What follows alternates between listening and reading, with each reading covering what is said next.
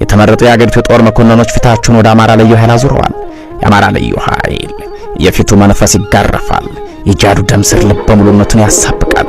የክንዱን እሳትነት የፈጃቸው ያውቁታል። የቂም ረመጥ ያቃጠለው አንጀቱን በብሬኑ ሸንሸል አስሮ ወታደራዊ ስነ ስርዓቱን ታጥቆ ትዕዛዝ በመጠባበቅ ላይ ነው። 4 የልዩ ኃይል ብርጌዶች ተመርጠዋል።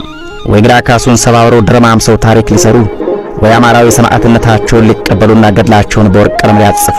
የአማራ ልዩ ኃይል በርካታ ቁጥሮች ባሉት የብርጌድ አከፋፈል የተከፋፈለ ነው።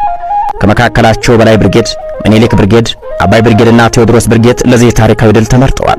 የልዩ ኃይሉ ከፍተኛ አዛዦች በወታደራዊ ሰዓት አቆጣጠር ለዚሁ ግዳጅ 12 ሰዓታትን ብቻ ሰጠውታል።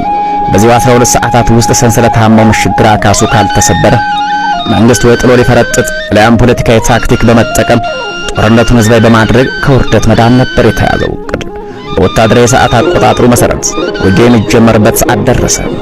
በዘወትር የሰዓት አቆጣጠር ምሽት 12 ሰዓት ገደማ ፀሐይ ሙሉ ለሙሉ ጠልቃለች።